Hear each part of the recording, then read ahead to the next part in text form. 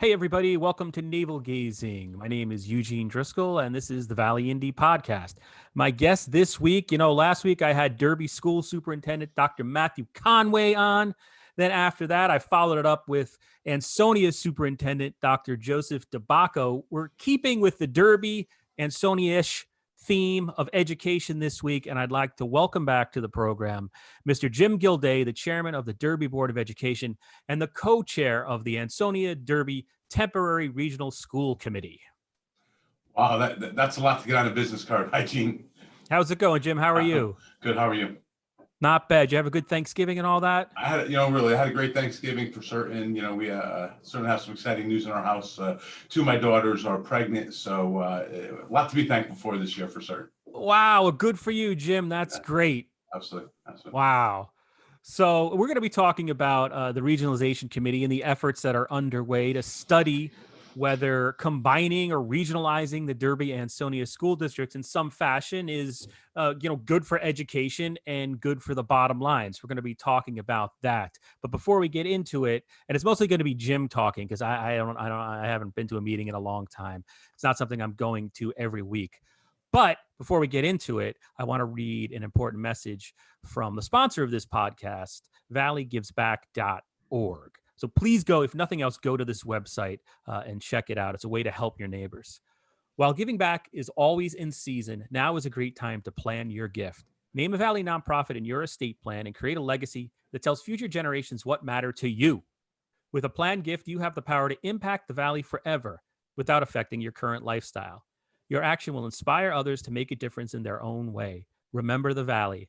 Ask your accountant, financial planner, or attorney about planned giving options. Plan now, give later, impact tomorrow. Learn more at valleygivesback.org. So, Jim, at this point, Joseph Yauman from Ansonia is the co-chair, and he's also an Ansonia alderman of the Temporary School Regionalization Committee. How long have you been meeting? I want to say that we've been meeting for just about 2.5 years. I think officially we were appointed in February of 2018. However, I think our first meeting was really May-ish. So we've been going at it for about 2.5 years. And do you feel you're at the point, just generally speaking, are we close to being seeing a recommendation, I guess? Are we zeroing in on the goal line here? Yeah, absolutely. I feel much better where we are now, than 6 months ago for certain. We hit a peak there, a period there where we kind of came to a standstill, as much of the world did with COVID. So between the coronavirus impact and we were working through some issues with the consultant, we had some uncertainty there. I would tell you that we've really made some nice progress in the last 3 to 6 months. We've kind of focused in on two potential options. We've taken two off the table. And so I think where we are at now, we're definitely closer to the goal line than the 50-yard line for certain. And in terms of the process here, I know if and when the committee recommends something, I guess it goes through the legislative process in each school, and eventually the ultimate decision will be up to the voters in each town. So it would have to go on a ballot and out to referendum. Assuming that's what's going to happen, what's your goal there in terms of when you'll get it on the ballot? I think the greatest chance to have many people weigh on it is probably the municipal election of 2021. So in theory, could we finish quicker and do something in the spring or summer? Perhaps. But again, when you look at voter turnout, I think voter turnout, the greatest opportunity to turn people out would be the municipal election. So in my head, and Joe and I've talked about this, I think kind of that's conceptually where the thought process is. And is that realistic at this point? Or you are at the point where you've done enough? Okay. And then just in general, I guess what I wanted to talk about just first, and this is just for my own knowledge, basically. But I mean, as the school district stands right now in both communities, in Derby, you have Derby High School, which is a very old building. I believe on electric, it's totally electric heat and all that. Is yes, it still? Sir. So that's expensive to run. Derby Middle School, which is about a decade old or so, the Bradley School, and Irving School. Then Ansonia has Ansonia High School, which is a newer facility.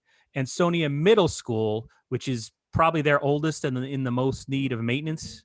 Jim, is that sort of what? I think that would be a fair comment to make, yes. And then you have Mead School and Prendergast. So that's how it stands now. And I was looking at, but I believe this information is now old based on what you had just said. There was some regionalization options on the table as of late October that I had taken a look at. But then on November 26th, and this is from the Connecticut Post, Mike Makel had reported that one option on the table now is to use Ansonia High School. This is directly from the story. Derby Middle School and Derby's Bradley and Irving elementary schools, as well as Ansonia's Mead and Prendergast elementary schools. So I assume in that scenario, and we call that, no, that's fair. We call that the pre-K through 12 for elementary school model, because you're utilizing four of the four elementary schools. And then the other option that I think is still on the table is the pre-K through 12 3 elementary school options, which would add on to the Bradley School in Derby and would close down the Irving School. So I would tell you that those are the two options that remain on the table. Pre-K through 12, 3 elementary school option, pre-K through 12, 4 elementary school options. The 9 through 12 option we did take off the table because that did not address the educational needs of both communities. And the 6 through 12 option, we also took off the table when you looked at the potential finances of that as well. That also did not seem like it was one of the strong options. But if we look at pre-K through 12 with the 4 option there, that was the first one mentioned. Yes. And so in that scenario, from reading that paragraph that Mike wrote in the Post, I assume that means Derby High School and Ansonia Middle School would be closed in that scenario? Yes, sir. Yes. Okay. I actually think that's what we've come to. I think we've recognized that the two options that remain on the table would in fact close Derby High School and Derby Middle and Ansonia Middle School. And those are the schools that are most in need of major upgrades. Yes, for certain, and probably operationally the most expensive to work, to utilize, and to take advantage of. And in this first option you mentioned, pre-K through 12 with 4 elementary schools.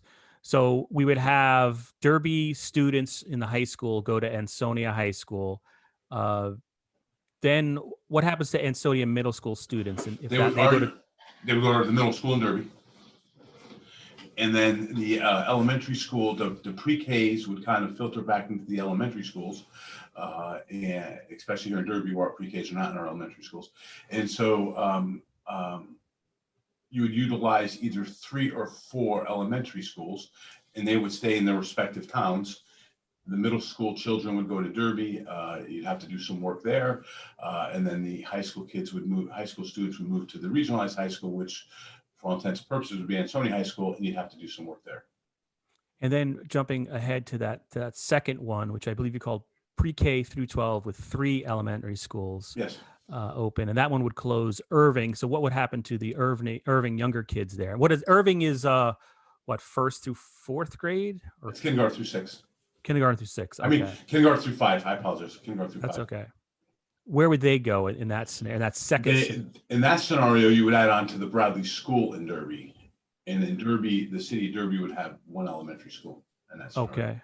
And please excuse me, and I apologize for being so ignorant. So it sounds like the goal here, as a layman, as an outside observer, just learning this from you and from what I've read in the press, is you wanted to keep the younger kids within their own towns. You don't want to. Was that sort of an overriding goal here? I think that was the thought process, is kind of retaining the neighborhood school concept for that younger grade population, for certain. And then just Irving School, I know that's sort of I live on the side of Derby where the Irving School is. It's landlocked. It's parking. It's pretty much fully developed in terms of parking. So is that like, why of all the schools to close, why Irving? Why are you eyeing that one possibly in that second scenario? I think with the consultants, and I want to be fair on this because I try really hard not to impart my own opinion, and the committee hasn't talked about those two options. So I will say, but what I would say is that the reason why they chose Bradley School is for what you said. The land to expand was just greater. There's more land up there. It was easier to expand. The Irving School, as you know, on Garden Place, there's the house right next door, and then you got the hill going. You got the hill going down the back. A cliff essentially, Yeah, right? Yeah, absolutely. So when they looked at Derby's demographics, and they thought, well, hey, is it possible to fit all the elementary school students into one elementary school? I think it just made sense that the elementary school be where you could expand easier. And then, of course, the big question is, and it's a complicated question. I saw in the last article in the Connecticut Post, they had quoted Rich Bashara from Ansonia. So it's complicated if you've got, and there's lots of formulas and numbers involved, if they're bringing in Rich Bashara to take a look at it. Anybody who doesn't know, he's the Ansonia. He was the comptroller for many years. The guy who, the bean counter from Ansonia. That first scenario, they have pre-K-12 with 4 elementary schools, and it would close Derby High School, close Ansonia Middle School, the 2 older buildings. It would use Ansonia High School, so Derby High School kids would go to Ansonia. It would use Derby Middle School, which is only about a decade old. That would take kids from Ansonia High School, Middle School, and put them there.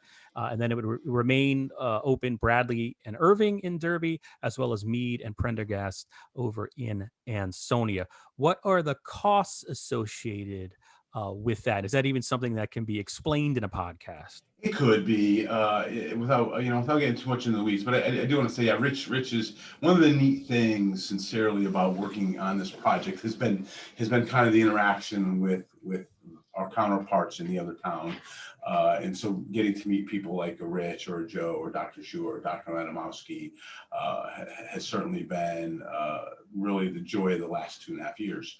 And so, I think Rich certainly brought up a good point about the costs and how they would look down the road, because costs and savings to some degree are based upon the amount of pupils you have in the school system. So I think one of the points Rich brought up was, the shifting population and how that may look down the road. But getting to the cost piece of it, it's simply, without getting too far into the weeds, what I would say is, you've talked about having to add on to Ansonia High School, which you would have to, Ansonia High School, to accommodate the Derby students. You'd have to do that. There's a cost there. You'd have to add on to the Derby Middle School to accommodate the Ansonia Middle School students. There's a cost there. You may or may not have to add on to the Bradley School. There's a cost there. And then there's a number of code violations that once you get into those schools and once you start working on those schools, you have to address the code violations. So I just want real quick about code violations. I think I always read that, and probably people hear that. How is it that a school operates with code violations? I know that was an issue in Shelton for many, many years. I'll give you a perfect example. That's as simple as I could be. So in today's day and age, there's ADA compliant rules about how your doorknobs need to be, lever based instead of, knob based. And so you're right. You don't have to retroactively, once they put those new regulations out, they say going forward, here's the standard for doorknobs. They don't make a school system or buildings go back in time and fix those. And so, but once you get into the building and you start to change the use of the building, add on to the building, then the expectation is that you will go back and you will address those code violations. I think it's as simple as I could say it. Okay, thanks. I'm sorry to interrupt, but no, by all means. So those additions, those code violations have an after reimbursement cost of anywhere, depending on what model you pick, anywhere from $15 to $20 million. And so that's the cost of regionalizing. But that's just code violations? No, that's the additions as well. That's everything. Yes, sir. Gotcha. 15 to 20 for that first option only we're talking about? No, that's for either option. I mean, if you really want, yeah. I'm sorry. That's the ballpark then. We're talking for either of these. About that, yeah. 15 to 20. Okay. I mean, so if you wanted the exact cost, I would tell you the PK through 12, for elementary school option has a cost of $19.6 million. The PK through 12, 3 elementary school options has a cost of $17 million. And that would be the cost to code upgrade those buildings from a code perspective, as well as add on to those buildings. Okay, gotcha. And what has been, in terms of the process, the reaction among the committee members? I mean, this is a big committee too. What are there like? 10 people. There's 10 people on this. Is the committee at the point where they're sort of weighing in on these two options, going over the pros and cons, or? I think we're trying to understand the finances first. That's where we're at. So the consultant gave us potential savings. Here's what you may save, and they gave us costs. Here's what it will cost. And so we just want to focus in and narrow in on making sure that we have as close to accurate savings as could be and as close to accurate costs as can be. So I think we're understanding the finance piece of it first, and then we'll get into the pros and the cons of the 3 elementary school versus the 4 elementary school option.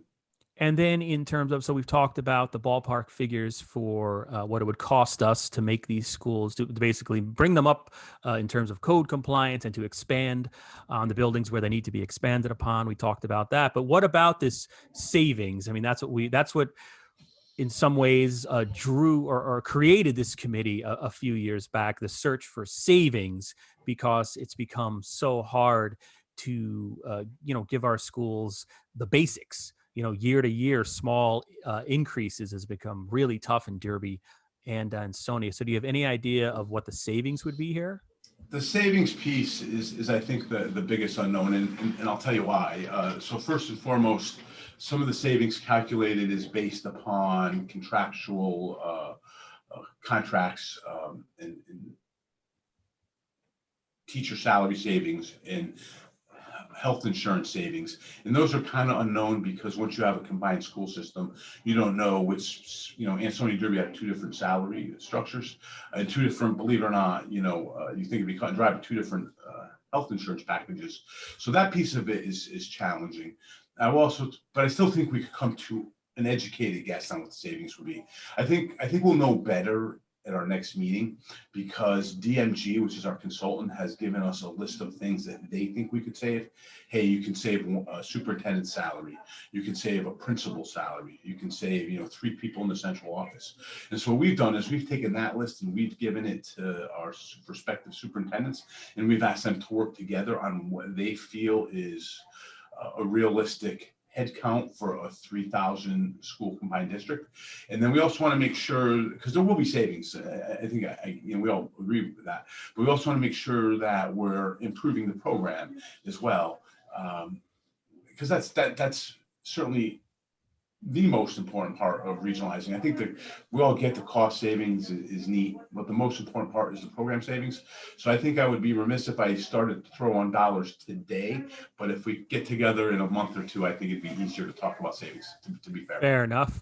And the other thing that's happening here, I mean, this is a formal process that you've started. This as an outsider, but somebody who has sat through a lot of municipal meetings, both in Ansonia and Derby. There has been talk over the years of regionalizing or shared resources, and it didn't really seem to go anywhere. There would be a meeting where, all right, they would, everybody would switch to Outlook, and that was the big, all right, we regionalized our computer systems. But this is a formal process you're in under state guidance, under state law, from what I understand. And now are you reaching out to talk to we just had an election a couple of weeks back, although it seems like 2 years ago. At what point do you bring the state lawmakers in? Because one important thing, a word you had mentioned earlier in terms of construction, is reimbursement. Because Lord knows Derby and Ansonia don't have money flying around to expand the schools. So how does that work now? And that's actually an excellent point, Gina. And what I would say is Joe Jawman, who you referenced, and I are actually meeting with Representatives Clarice Dietria, Representatives Rochelle, Representative-elect Wielander, and Senator-elect Cabrera on December 11th. So that'd be next Friday. And again, we are going to meet with those representatives who will be representing our 2 towns over the next 2 years. So that meeting is set for next week, but we will start to, have that exchange of information. We'll bring them kind of up to speed on the project. We'll talk to them about the costs and the potential savings, because, if the state is interested in regionalizing, they're going to have to, in my opinion, do something to offset that $20 million cost, because that's huge, Gene. And we talk about going to the referendum and moving forward, but getting that $20 million cost down is really important. And so this, I really do feel if the state is going to encourage towns to share services and or regionalize, they're going to have to do better on the cost end for certain. So we do have, again, that meeting is scheduled for next next Friday with reps, or the area reps in state senate. And for anybody who hasn't followed this issue over the years, I remember it was Ethan Fry, a former reporter here, sat in a meeting in Ansonia City Hall. I think it was when Mayor Zekin might have been mayor-elect, or maybe it was even when he was running. That time, it must have been the second time, because he went on to win. But there was a state rep there saying, look, the regionalization, if you guys want to talk about it, now's the time to do it before the state comes down, because they're always broke, so the stereotype is, and forces municipalities to do something. So in some ways, I guess Derby and Ansonia with this particular committee are 2 years ahead of the curve on this. So ideally, what do you hope happens as a result of this meeting next Friday? I don't have any, I think it's just laying the groundwork. I certainly don't expect on Friday for, Representative Detria or Rochelle or Wielander or State Senator Cabrera to offer a boatload of money. But I do hope that they'll understand the project a little bit more. They'll understand the cost of the project a little bit more. And over the coming years, or the coming year, that they will be able to bring forth that discussion to Hartford of, hey, listen, here you have two towns talking about regionalization, but that 20 million price tag's a little steep, and that may be too hard to overcome. What can we do to help? I think that's my expectation. Interesting. And I should just point out to viewers or listeners that Mr. Gildea is not a paid appointee of any kind in the city government on either the Board of Education or in his capacity as a co-chair of this committee. And neither is Mr. Yaman or anybody on either of these committees. I think that's always important to point out, especially when it's an issue like this, because as soon as you put regionalization on Facebook, you get reaction. And it tends to be, either black or white. There's no gray. So I guess those are all my questions. I think the only other thing I wanted to ask you, and then I'll, of course, ask if there's anything else you wanted to add, is I think you just had a meeting last night, and today is December 3rd. Or do you have, when's your next meeting? We had a meeting on December 1st. That was our council of the whole meeting. And our next meeting is December 17th. Okay, so if people want to tune in, they can literally do so by checking the City of Ansonia website or the Derby City Gene, website. I misunderstood you. I thought you meant the Derby Board of Ed. We did not have a meeting last night. Our next meeting is probably going to be January 6th. January 6th. Calendar. Now, people go to the BOE meeting in Derby too. You can go crazy with your meetings. But okay, so that's coming up next month. Jim, is there anything you wanted to add that perhaps I didn't touch upon about this committee? Oh, yeah, I would like to add one thing. Our meetings are on Zoom. I'm not saying I'm perfect at it. We try to, maybe push out the agenda on occasion. But it is on our website. I will say that I'm probably legitimately surprised at how few people from the public attend. I mean, it's really a huge issue, right? It's a huge issue, and we get really little public participation. And I fully expect once we get farther along and we probably have one proposal that we're talking about, well, I fully expect we'll get folks out then. But, a lot of this is at the ground, is at the grassroots, right? And so, now is as important time as once we've made a decision. So I would just encourage people to come. Our meetings are on Zoom. They're open to the public. We actually have two public portions, one in the beginning and one at the end, which is really not common. On many of the boards and commissions I'm on, we don't do that. So we really try to set it up to encourage public participation. So I would just encourage people to come and certainly attend our meetings. They're posted at both city websites.